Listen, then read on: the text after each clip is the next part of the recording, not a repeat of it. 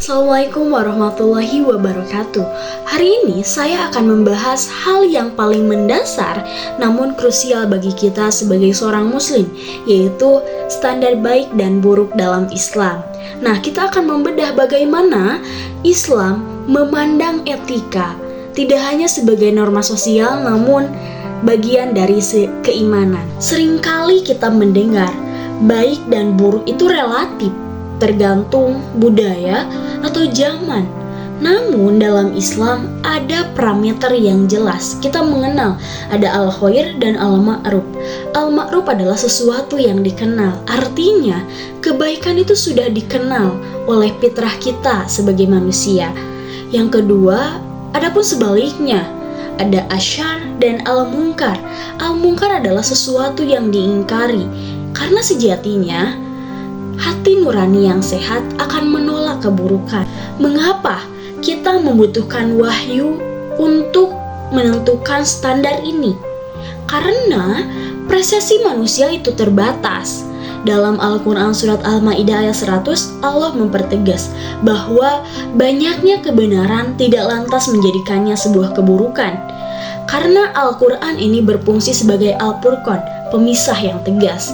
Selain itu, Rasulullah SAW mempertegas bahwasanya misi utama beliau adalah menyempurnakan kemuliaan akhlak manusia. Selanjutnya, peran akal dan fitrah manusia. Ulama besar seperti Ibnu Qayyim menjelaskan bahwasanya akal manusia mampu secara alami menangkap kebaikan, kejujuran, dan buruknya kejoliman. Namun, akal ini bersifat alat, ibarat mata yang membutuhkan cahaya untuk melihat. Nah, cahaya ini adalah wahyu.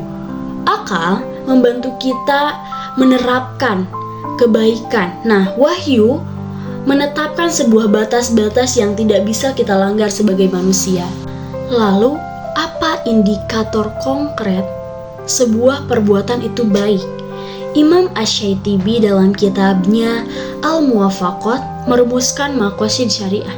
Sesuatu itu dianggap baik jika ia menjaga 5 hal ini: agama, jiwa, akal, keturunan, dan harta. Contohnya, mengapa Homer buruk? Karena ia merusak akal. Lalu, mengapa riba buruk? Karena ia merusak harta dan keadilan sosial. Dalam Islam, jika sesuatu hal merusak atau tidak menjaga yang 5 tadi, maka itu disebut sebuah keburukan, walaupun mungkin itu bisa menguntungkan secara materi. Nah, di slide ini kita bisa melihat keunikan Islam. Standar baik dalam Islam tidak hanya dilihat dari hasil akhirnya saja, tetapi dari batin dan zahirnya, dari niat dan caranya. Yang pertama, niatnya. Nah, ketika kita membuat suatu kebaikan, itu baik memang, tetapi jika niatnya hanya untuk pamer atau riya, maka nilainya gugur di sisi Allah. Lalu selanjutnya ittiba atau caranya. Nah, niat yang baik ini tidak bisa menghalalkan cara yang salah, karena Islam menuntut sesuatu itu harus dilakukan dengan niat yang benar dan cara yang benar sesuai dengan tuntunan Nabi Muhammad SAW. Sebagai perbandingan, standar sekuler seringkali menggunakan prinsip utilitarisme, yaitu kebaikan adalah sesuatu yang memberikan manfaat bagi mayoritas. Namun kan, mayoritas ini bisa saja salah. Dalam Islam, standar baik adalah ridho Allah. Meskipun seluruh dunia menganggap sesuatu yang haram itu keren, Islam tetap menjaganya sebagai sesuatu keburukan. Karena untuk menjaga martabat manusia di dunia maupun di akhirat. Jadi kesimpulannya teman-teman, standar baik dan buruk dalam Islam adalah panduan hidup kita agar kita tetap berada dalam fitrah kemanusiaan kita.